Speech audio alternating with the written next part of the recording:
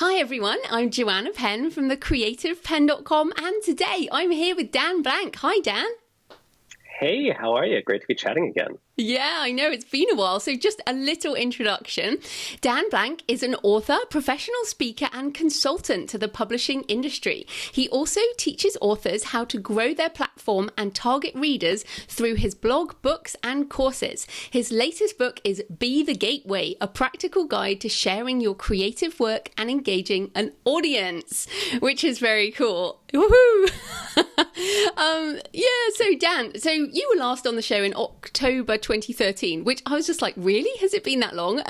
We've seen each other in New York since then, but what's changed for you in the last sort of 3.5 years, and how does that also reflect changes in the publishing industry? So it's interesting because I think what's changed for authors, and even for me and you, and to a certain degree, is opportunity. We've all come around to understanding that newsletters and webinars and ads and courses and bonuses and digital products, all these things are now accessible, not just to you and me who kind of work on both sides of it, but to the average writer. And that is mind-blowingly awesome. And the flip side that I've seen since 2013 is that everyone feels an incredible sense of pressure. Mm-hmm. So an author could be doing 40 things to launch their book and killing it with like 80% of it. And they will still go to bed feeling bad about themselves because right before they checked Facebook, they saw an ad. You know, if you're not launching this, if you're not doing this for an author, if you're not using Amazon this way, you're missing the boat. So there's this pervasive sense of overwhelm and of that they're never doing enough. And no matter how masterful they get, they're almost being dangled that kind of carrot in a way of saying, you know, I launched a book with no list and no following and no expertise, and now 4 weeks later, I'm a USA Today, you know, I'm this big best-selling author. And it's not that that's bad. All of that is great. There's so much of it. So a lot of what's changed, I think, is that sense of overwhelm. When we first started out, you and me, years ago, there was very few courses. You're on social media. There wasn't that sense of like everyone has a newsletter, everyone has pop-ups, everyone's sending 40 emails in a newsletter chain. So that's, I think, a big thing of what's changed, the opportunity and the overwhelm that comes with opportunity. Yeah, it's a really good point. And of course, you and I both have books, courses, you know, you have consulting. I don't do that. So we're kind of, you know, we're almost part of the overwhelm. And it's great that you say this though, because, and it's funny you mentioned pop-up, because I finally put a pop-up on my site this January. So January 2017. And of course, you and I know pop-ups have been around for 10 years in other niches. So I think what's happened is that internet marketing seems to have gone mainstream in the author niche, which is what you're saying. So then I've got to ask you, because obviously you're, you know, part of you being on the show is you're launching your book, Be the Gateway. So how have you dealt with that comparisonitis, that, you know, I should be doing all of this? How do you deal with it? It's such a great question. So I would say internally, I have this hobby of watching other people, watching you and watching Mark and watching so many other people create new things and how you share and how you launch them. I think that one thing that I find, and I'm 7 years into this company, is that real sense of understanding what I want for myself and what I want that to embody, and then how I want to work with people. Because it's so tantalizing to see someone do something really well and say, I want to do that too, and then try to copy and follow along. I've been down this road enough to know where I've tried so many different things. And in the end, I'm very clear about how I work with people, about my role in working with people, the kinds of people I like working with, and also the lifestyle I want to lead is a very big part of it. I'll say even as we can talk more about this later too, you know, even as I launched this book, there were so many decisions about what I was going to write about, the publishing timeline, and how I'm going to launch it, that really had to fit in with my life. We talked before the call, like recently my wife and I have had our second child, and that quote unquote deadline of the due date of the child literally defined everything about this launch and what I would do. And more importantly, there are dozens of things that if I had more time, I would have done. But I said, you know, I really want to do this in this time frame. And because our son is coming, this is how I'm going to do it. I'm going to let go of the rest for that period of time. And I think that knowing your boundaries and knowing the experiences you want to create for yourself and others, I think that's the key for how I try to manage that, because I'm not unaware of these really interesting things that other people are doing that I'm not doing. It's a great point. And I was thinking about this as well. I've been doing yoga now for about 9 months, and that's really helped me, I think, because I've never managed to stick with meditation on its own, but part of every yoga class is meditation and is relaxation and breathing, which I'm actually useless at breathing. It's really funny. And I feel like it's funny because you say, it's about looking at what you want for your life and that perspective, and I really feel that I'm getting to that point as well of like, okay, that I just have to focus on what I can do and what I want to do, and then say no to the rest. So it's interesting there, because you mentioned, you've mentioned lots of things, but advertising is one of those things. So coming back to what's changed.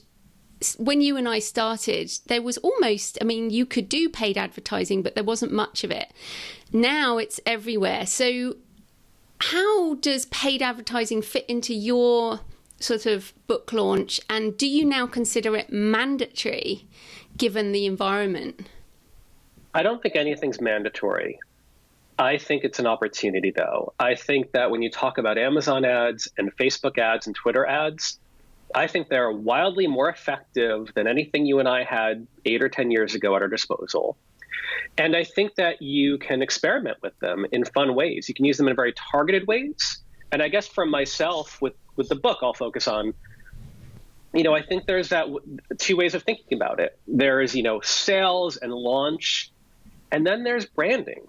I think that when you really think about, I want to be an author, and these are the audiences I want to reach, the people, there's a real value in saying, I'm going to take out X dollars a day or a week and just kind of put these ads out there. And I hope they convert, but I know how sales happen. I was talking about this with a friend this week. I hear about a book through this thing and they think, oh, that's going to convert to a sale. No, I closed the Amazon window, went away. I read something else, reminded me of that. 3 days later, I brought it up and I bought it. So even just thinking about branding, there's a value in that. And I think that these ad products do so much for such a little amount of money. Again, you don't have to do them, but I think it's an opportunity. And the nice thing about them is you can say, I don't know anything about these ads. I'm going to spend $35 just to get myself over the hump of my fear of how to take one out. I'll take out an ad for 7 days and I'll play with it. That's still such an amazing thing to me, is the barrier for entry is so low. Yeah, which means there's more competition. And it's funny because one of the things in my lifestyle is I'm not really a data person, so a lot of that stuff kind of it's always the thing that moves off my list as opposed to on my list. But I am running ads obviously like everyone else. But I wanted to ask you about coming back on that. So you mentioned the brand and the longer term platform. So you and I have connected for years because of the whole platform building thing. And I was reflecting on this the other day. Like, we would have said 5 years ago, maybe even 3 years ago, as a non-fiction author, you have to have a platform, by which we mean a website and other ways to reach an audience. But now it seems you can actually sell books without a platform using things like paid ads.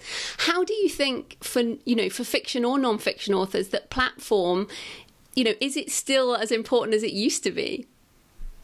So, this is actually what the book touches upon. And the way I try to frame it is the idea of what you want is a clear sense of the people you're trying to reach, the message you have, how it aligns with their worldview, the things they resonate with, and have an awareness of I'll just call them channels by which people can hear about that. And that can be influencers, the influencers _ trademark, like that kind of phrase. It's knowing who those people are, who they respect. It's knowing the phrases they go, yeah. Like, you'll see a Facebook post, this is like a meme, like, it's like, librarians shaped my life, librarians are my hero. And you'll see 1 million likes, because it's like, that for anyone in the bookish world, like where a lot of my friends, everyone's going to like that. So what they rally for, what they're against. I saw a meme the other day that was something, it was something quasi-negative. I don't want to say it. It was nothing horrible. And everyone liked it. And I was like, because there's a worldview there. And I think that the platform is really your understanding of, this is what I create and why, is why I think people really resonate with it. This is what I know about those people and where I can find them, if it's a conference, if it's a partnership, if it's an affiliate thing. And that's what I think the quote unquote platform is, your ability to really know who those people are and really understand how to connect with them. And again, I even refer to it more as a gateway. I mean, that's the phrase in the book. And the way I like to think about it too is not even as you create the work, big gap, miles long, you market the work. The way I like to think about it is that this is all creative. And the idea of platform or the gateway is that it's about your crafting experience for someone. Your work, you hope it has an effect in the world. And thinking about how you share that is not you taking off that beautiful, perfect creativity hat, putting on that horrible salesy marketer hat for a couple of weeks around launch. It's like, no, you can write this book and say, I wrote this book and I'm proud of it. And it's on my phone now and I'm satisfied. Or you can say, no, I want to publish it. I want to share it. And when you do that, you have to think about the effect in the world and the experience it creates for people. So that's kind of how I think about platform nowadays. It is so interesting, and as I talk to you, I'm hearing snippets of things. I've got so many questions I want to ask you off the back of this, but I'm going to go with the one that people still ask me all the time, which is, you mentioned several times knowing who the people who are that you want to reach. So knowing your target market, and people are still struggling with this, and again, like if you're creating ads, you have to say, like, what keywords are you targeting, what other authors are you targeting? So this is something that's so key, whether you're building a platform, writing a book, doing ads, whatever. So how do you recommend that people find, decide who those people are? Because I do find that a lot of people still don't understand genre or category and where they fit. So I run a little mastermind group, and I did a video for them the other day, and I talked about really having a literacy of your marketplace. This is like learning a new language. It's learning the phrases that work and the tone and the pacing.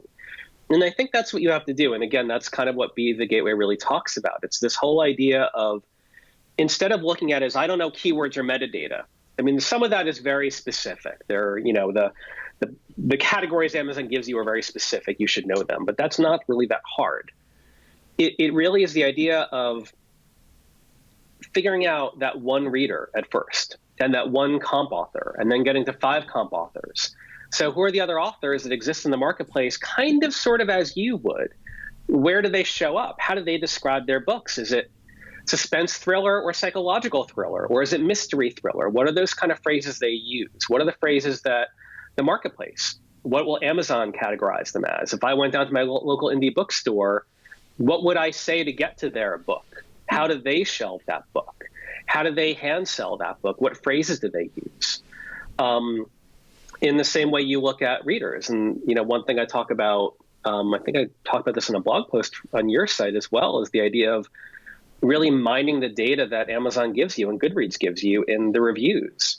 If you can find 5 comparable authors who are current authors who are doing kind of okay, they're mid-list authors, not only can you read the voice of the reader, the actual reviews, you've got this amazing little search box.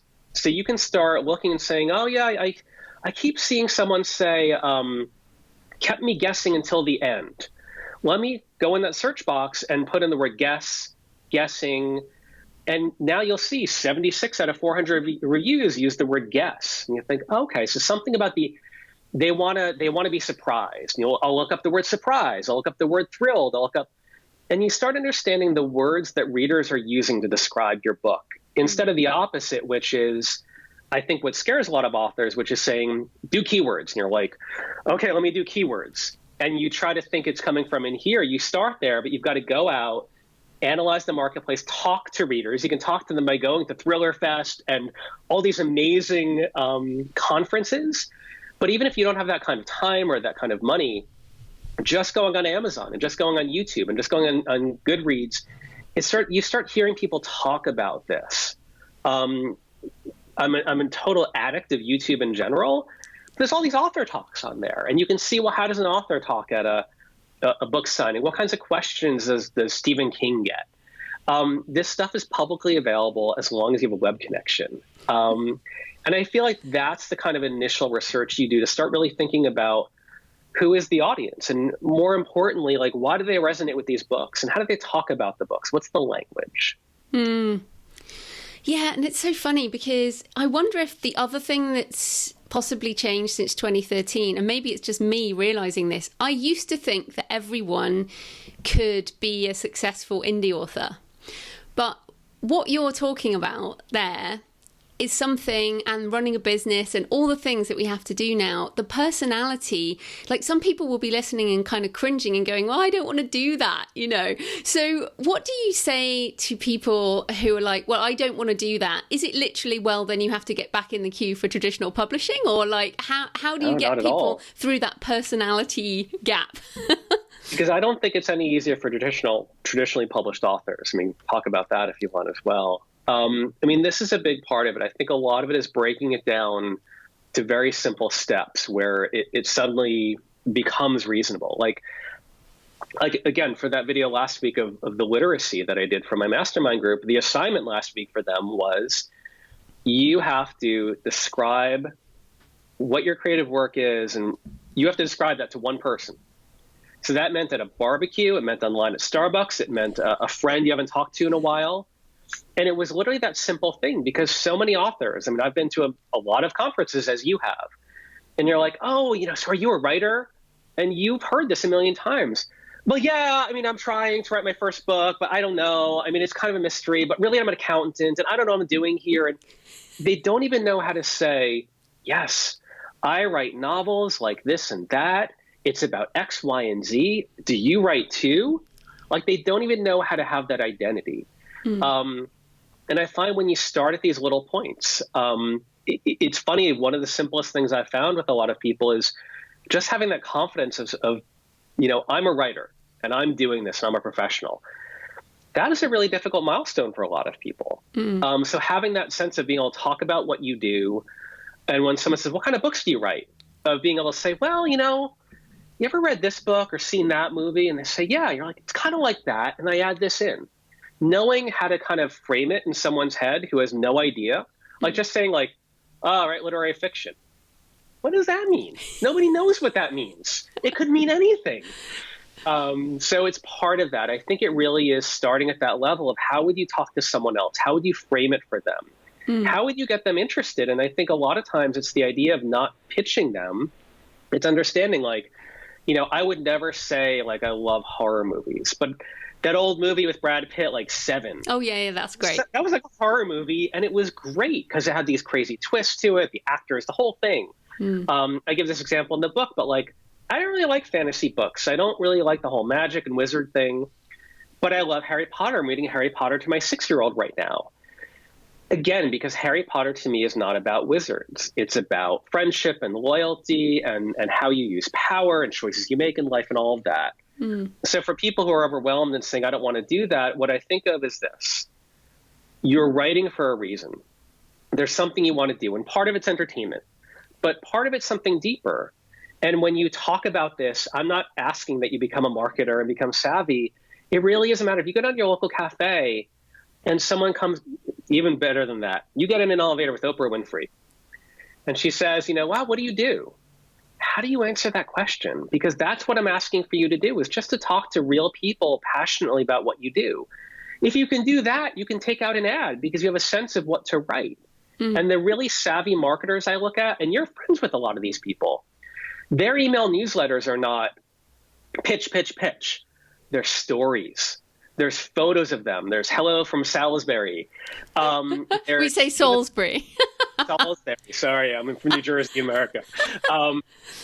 It's this whole idea of, they're not just pitching you in this salesy way. They're real people who understand that they want to know you and they want to know what you're about. And that's what I see with a lot of marketers. And I think that is a very human, more down-to-earth way of looking at it, is just knowing how to talk to someone who would love your book.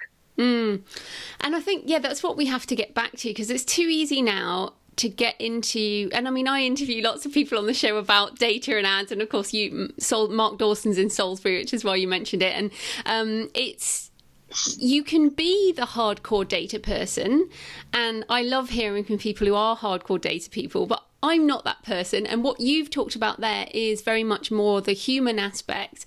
It was interesting, there's a blog post yesterday on Seth Godin's blog about this, about the human aspect, that marketing is kind of diverging into the human aspect versus the data aspect and machine learning and all this type of thing. Really interesting. Now, you and I have always done content marketing, and, you know, doing things like this to attract people for free, and then they might buy our book, whatever. But you also have in the book creating experiences, not content. So that seems to take it further. So what do you mean by that?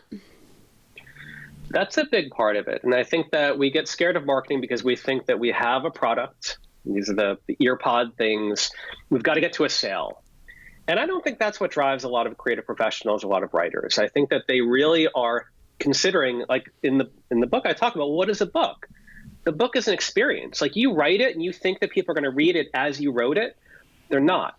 That's the palette. Those are the colors. It's the canvas.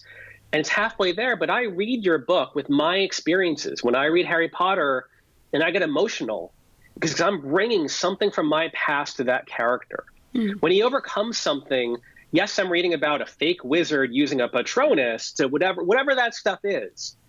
But for me, it's that translation. That means a lot to me because once in 7th grade, and your story for that is different. So even that aspect of how someone reads a book is an experience that you've created for them. You want them to cry, you want them to laugh, you want them to feel a sense of escape. And I think that when you talk about the idea of platform or marketing or anything else, it's that as well. If you want to do an email newsletter, great. There's a lot out there. How are you creating experience? And I get this a lot. I've done a newsletter for 12 years, every single Friday. And I get feedback from people where they're just saying, it's not a Friday unless I get your email. I wait for that. And for me, it's that sense too of like someone is waking up, a very full inbox. How do I draw them in a way that doesn't feel salesy, doesn't feel like I'm getting in the way, where they can read what they want and they can kind of move on? What is that experience? When you do a talk at a conference, when you do a podcast, you're crafting that experience as well. And you do this masterful job where it feels meaningful, but you're also so helpful to people. That's part of the experience. And I think that when we look at this, that's why whenever you go to an author reading and it's horrible, it's because that person had a sense of, this is like a resume. You do this, you do this, you do that. And the people who are great, you're like, why was that great? And you can say, oh, they're charismatic. It's like, no, they've done enough to get over that initial fear, certainly. But they saw the room. They said, I see this all the time where they right away, I don't know why I think about this. Whenever you go to a wedding or a funeral, and the person who's officiating knows how to just break the tension in the room, it's because they know there's tension in the room. And even though we feel like there's a hierarchy here, we're not. We're just 80 people in a room together. And I'm going to recognize that. And they make a joke and they say, oh, I was talking to the groom before the wedding. I was talking to the mother before this. And they just break the tension. They create an experience instead of just going through a checkbox of this is what the program says I have to do. And that's what people remember. And I think that's how people connect with other people. And actually, I think the difference there, like you said, the author reading, I never agree to do author readings because I'm like, they don't want to hear me read from my book. It's meant to go in their head via the book. What they want is something that either helps them or entertains them or something. And it's not like, unless you do fiction, unless you do poetry, which is designed to be performed at a small length, like reading a paragraph from my novel is not going to help you get a sense of it. Like, it's better for me to spend that time maybe answering questions on how to write fiction or whatever else people want to talk about, as opposed to reading from my book. So that's why I never agree to do readings, but I do more events. But I did want to also come back on your regular. You said you've done a newsletter for 12 years. That's crazy. I mean, that's completely mad. But the regularity, this podcast, when I went from random every couple of weeks to every Monday morning, the audience just went up hugely, and I started Patreon, and thank you to everyone who supports the show on Patreon. I couldn't have done that without regular updates, whereas I'm terrible at newsletters, so I just don't do that. So do you think that's one of the keys? Like, whatever you do, whatever practical thing you pick, you do it on a schedule? I think so. And it's not that you can't experiment with the podcast and then say it wasn't for me, but it's the idea that you're crafting a relationship of some sort. And for people to expect that you're going to show up for them, to find value in that, people don't want to be abandoned. And I do think that I always think of something like that with how I grew up, where I grew up watching Johnny Carson, 11:30 every night on NBC. And this is like in the 80s, my little black and white TV set. And it's a very weird thing because he felt like a part of the family. He was the voice I went to bed hearing. And there's some things, you almost think of this is what celebrity is. This is why podcasts are so popular now. It's like a voice in your head.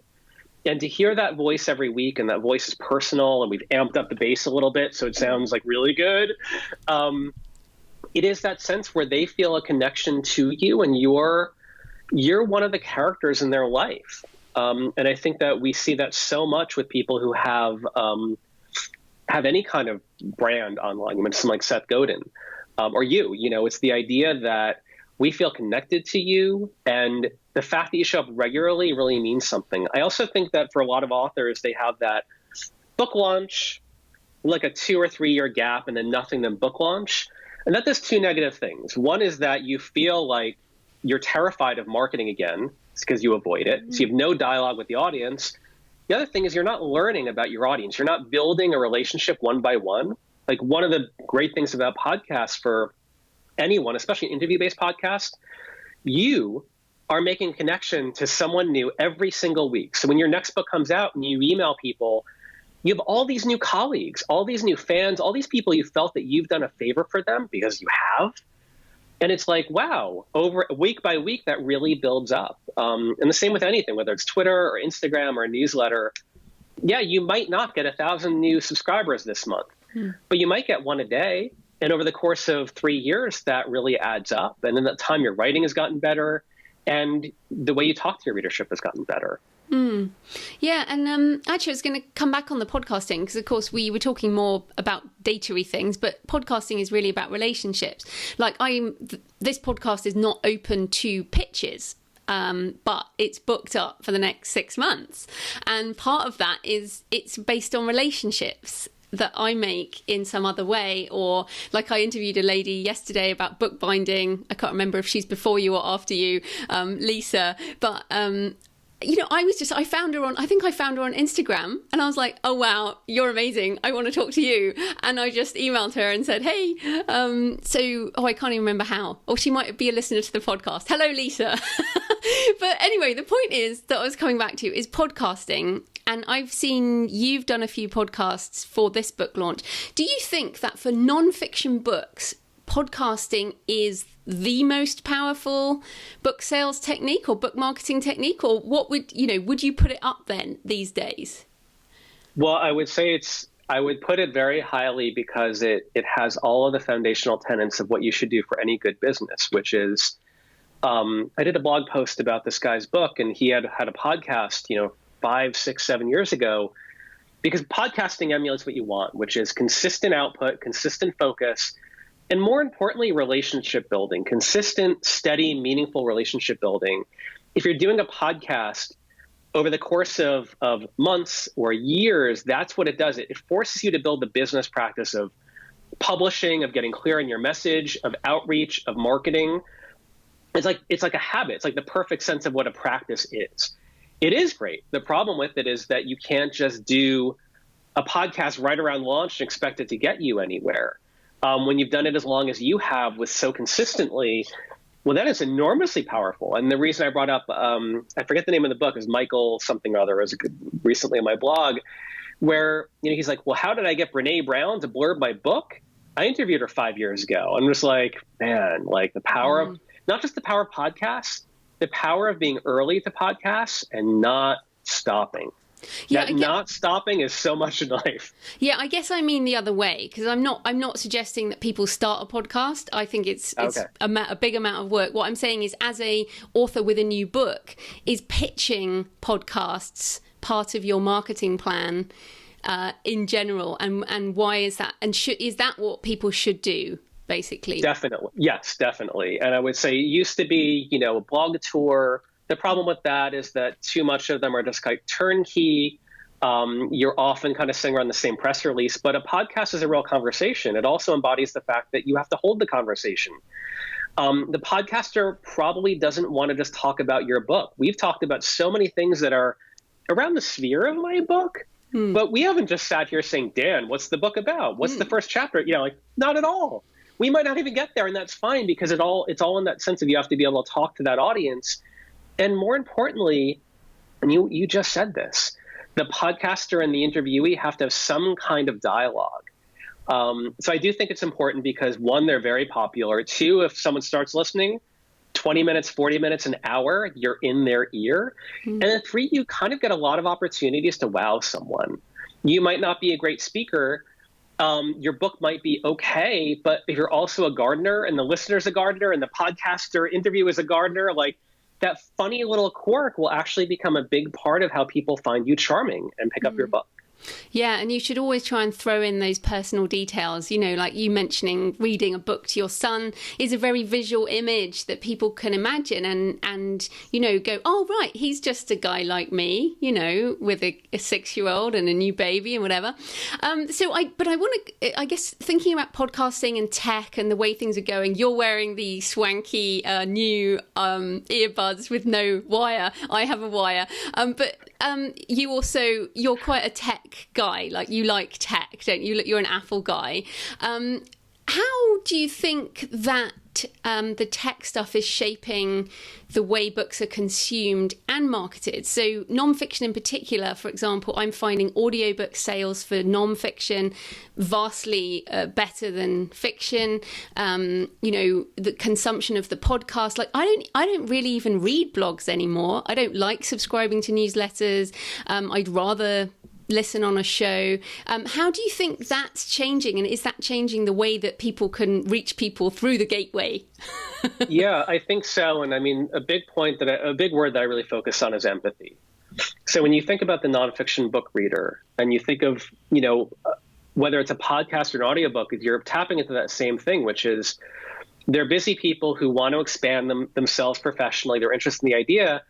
They don't have any time. But they're sitting on that train or in the car or on the bus, or they're jogging or cycling. And when you have empathy with that person, you start thinking that it's not that you've got to be techie, although it is technical to do any of these things. You're really thinking, when do people have time? This person has 3 kids. They work. Their spouse works. Like, when do they have time? And it's like, oh, audio. I keep talking to my audience, and I keep finding these busy professionals. I wrote a book about leadership. Genius idea, they don't have time to always read. So they're doing other things. So I think that it's not necessarily starting with tech. It's starting with empathy. But I do think that, as I said before, technology has given us a lot more opportunity. And this is where, again, maybe it's for nonfiction, we can talk about fiction, where this is where you have a lot of things where, download my book now and you'll get free, a 20-part video course and free 20 guidebooks and worksheets and that kind of thing, where you think about the value add, you think about the goal of someone reading that. And it's different for fiction or for memoir or for nonfiction.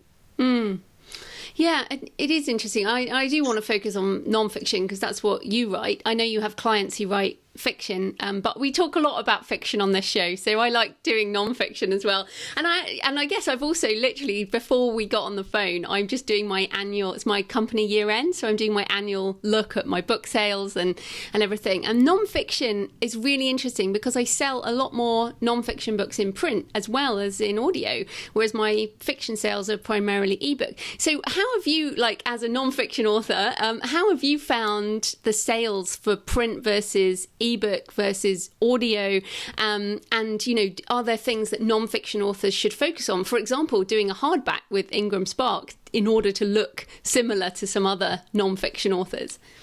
Yeah. I mean, for myself personally, to be the gateway, again, there was a compressed time frame, but I found that. So I found like twice as many print book sales. I had I'll call it a launch team, but this kind of a team of people were helping advise me. These are like fans of mine from the newsletter. And I brought them in so they could kind of help me figure out decision making. And that's the feedback that they gave me. They said, raise the price. They forced me to raise the price of the book.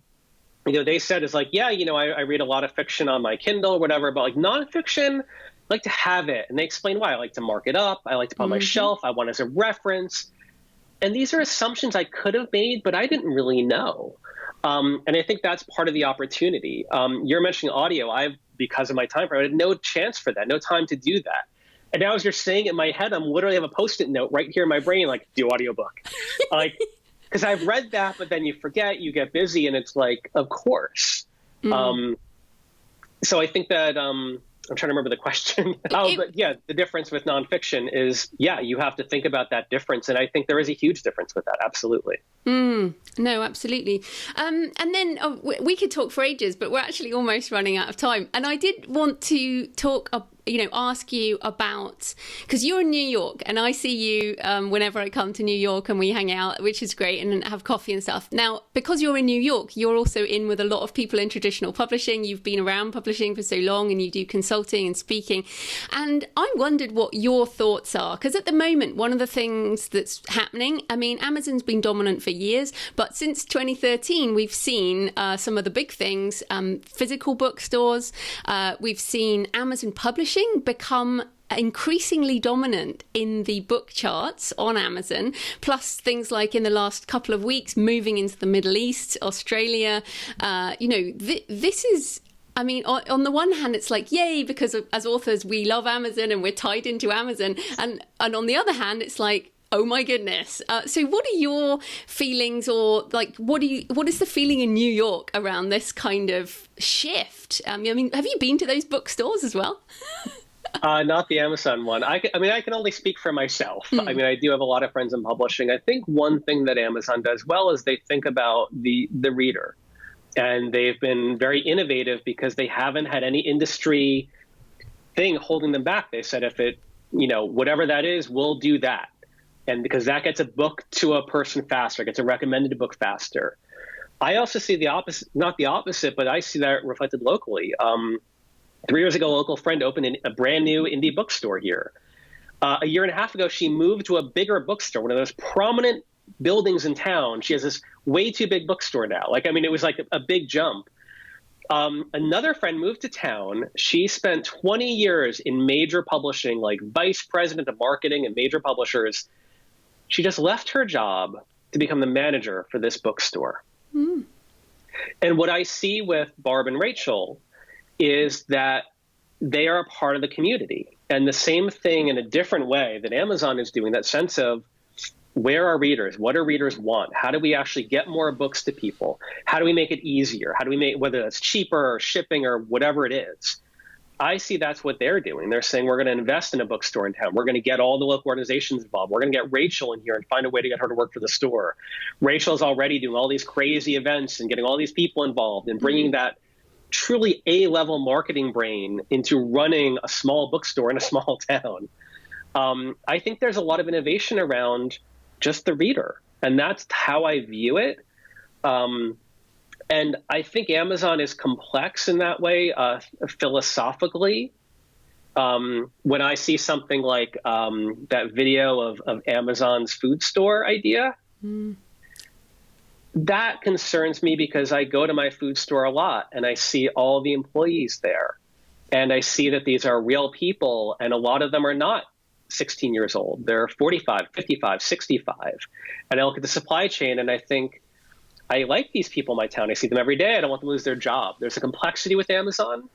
But in the end, with a lot of it, it's great I can see reader reviews. It's great I get really, truly catered stuff to me. So it's a weird philosophical dilemma, but I do think they're thinking about what truly gets people to buy and read books. And they're very aggressive about that. And it's a very similar thing as I see locally with an indie bookseller, which is on the opposite side of the Amazon chain, where they want you to buy locally. Yeah, it is. It is really interesting. I do think what you're saying is true, that there's an increasing amount. It's interesting you said about grocery shopping. I don't grocery shop. I order on my phone. So we get groceries delivered, and we didn't have a car for like 6 years. So part of it was, it's easier to get stuff delivered. And so I've been doing that for years. And now I'm feeling guilty because the robots run the warehouse, but there are drivers. But it is interesting how that technology shift. I think we're going, there's obviously people moving further to buying online, but there's also, when I have a break, like yesterday, I went round to the local independent bookstore and I bought like 3 hardback books that I'm, for some other project. And so it's doing both. And there is the increase in both. Like we're seeing in publishing, the problem is in the middle. Like if you're trying to do everything. So I see the rise of digital and the rise of beautiful print, but the missing is probably the mass market paperback. Do you think ebooks will, if we're going to talk again in like 2020, is the mass market paperback dead? And are we now ebooks, audiobooks and beautiful print? I don't know the trends enough to really say, but I don't believe necessarily in that thing where beautiful books, I think that just books, just the boring format. I was at the bookstore yesterday when it was a pretty recent book and the paper stock was horrible. And it was a big book and I didn't care. It's like, I don't think it has to be beautiful. I know Seth Godin talks about this, the beautiful crafted thing and all that stuff, but it's like the book format is just so perfect, even a mass market paperback. So I don't know the trends enough to speak that way, but I don't believe it's either the beautiful object you want to put on your shelf or the easy, cheap ebook. I think there's a big middle ground there. Oh, good. I was like to ask that question. Okay, so I know we've talked about loads of things, but just tell us a bit more about Be the Gateway. We've talked peripherally about it, but tell people what they can find in that book. Yeah, so this is sort of my view of how you can practically start thinking about who your audience is and reaching them. It's broken into 3 parts. It's the idea of looking at your creative work as a gateway, because that helps you think about why you create and how you would share and market that in the same pure place. The middle part is about opening that gate. It's about really audience research. I think this is the step a lot of authors don't do. How do you start understanding the marketplace and the ideal reader and people that reach those readers, and doing it in a way that isn't slimy and uses all these great tools that are accessible. And the last part is walking someone through the gate. It's not how to launch a newsletter for 1 billion subscribers in one day. It's if you can walk one person through the gate to get them to understand what you do and why and get them to buy the book, boom, you've done what most authors can't. Now you can do it with 2 people. Now you can do it with 4 people and 8 people and 16 people. And every time you do that, you learn so much. I used to work in a big publisher, a magazine publisher. They do all these studies. We have 4 million data points, all of that kind of stuff. And that's great. That's fine.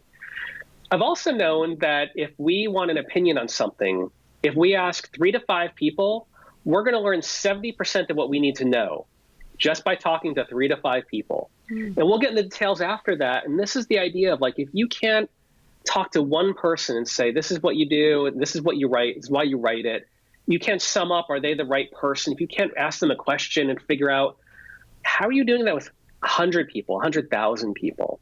And that's kind of the structure of the book. And I try to get very practical about how to do each step and really breaking it down. And for me, you mentioned this earlier, it really is trying to bring it down to a human process, a process that is not scary and big, one where you feel like you're, where you're starting with nothing, you've got to expose yourself on the line to do that. That it really is about connecting with real people and about really staying true to why you're writing. No, that's great. So tell people where they can find you and your book and everything you do online. The book right now is at Amazon.com, Be the Gateway. Everything else I do is on WeGrowMedia.com, and I'm at Dan Blank on all the normal social media like Instagram and Twitter and Facebook. That's where you can find me, yeah. Super. Thanks so much for your time, Dan. That was great. Thank you.